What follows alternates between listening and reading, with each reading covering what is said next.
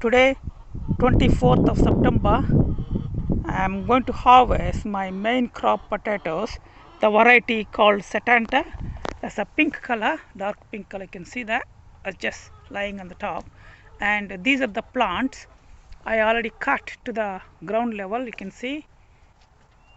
And I want to dig them today and then harvest my potatoes. I dug the very first plant of Setanta potato, main crop, and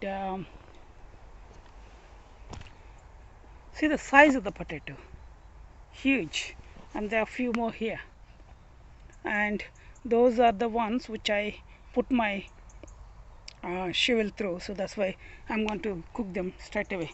This is the first plant of the Setanta potato. Size is like a bigger than the jacket potatoes. And the point is, when I dug my potato like that, at the bottom around maybe like 4 to 6 inches below the ground, I'm going to put the fresh horse manure. It will get big.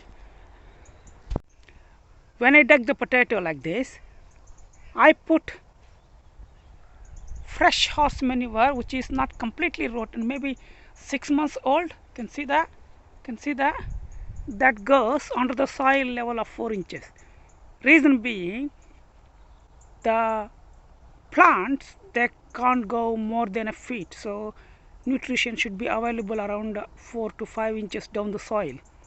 It depends on the plants again. And yeah, for this bed it doesn't matter. So what I do is I put like a 3 inches below, maybe 2 inches, and the soil level on top of it, because I'm going to plant my overwintering onions in this bed. Managed to finish the digging of potatoes there and here as well. As a part of my digging process, I put a layer, as I mentioned, 4 inches below the soil, and this is what the semi-rotten, I think 6 months old horse manure. Lots of earthworms, you can see everywhere. That's what we need. Once you put this layer of horse manure, I put around 2 to 3 inches, not more than that, because this bed already had 18 bags of horse manure last year. So another 6 bags, I would say, a layer. This is 4 by 8 feet bed, raised bed, and then this the dug up soil go on top of it. That's it. And organic fertilizers. That does the trick for the 1 year of my onions and rest of the stuff followed on this bed. Now I almost prepared the bed, and the last and final task is in preparing bed just to level it with the rake and take the big stones, maybe bigger than what we need in the ground. Small stones are always good for the drainage and retention of the temperature, so don't take the small ones, take the big ones. So that's what I do. And on top of this, I'm going to drench it straight away and then put my organic fertilizers, and then tomorrow, which is 25th of September, I'm going to plant my overwintering onions. Finally, this is the harvest of my main crop potato variety called Setanta. They come in a purple color. That's an output, and huge sizes. I never expected this. I think probably because I put too much of horse manure and they grew up in the soil plus horse manure.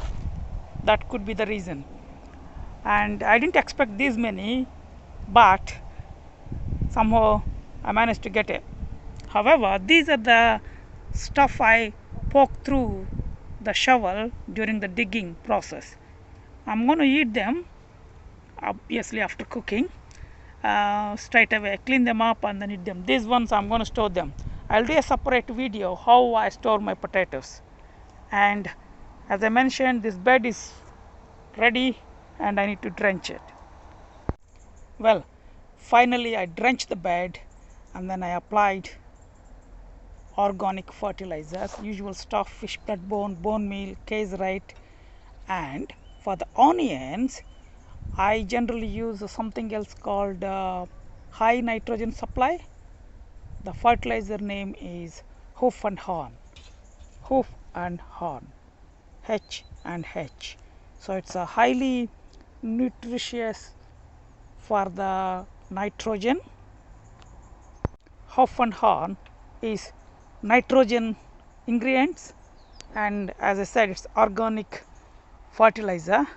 And my onion, they take time to settle down for a month and a half. In January they need nitrogen properly, so that's why October, November and December, 3 months after that, the fertilizer will be available for the plants. That's how you need to plan. So when exactly plant needs the nutrients and how you're going to supply and form of the supplement, and whether it's available for the plant when you need it or not.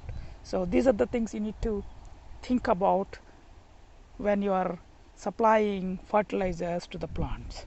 And now I'm going to sprinkle a little bit of water so that all these fertilizers are not going to blow away for the wind. That's it. Tomorrow plant the seedlings.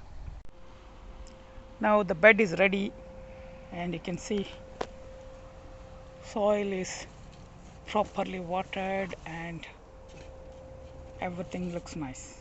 I know the weeds will come up down the line, but for now it looks beautiful.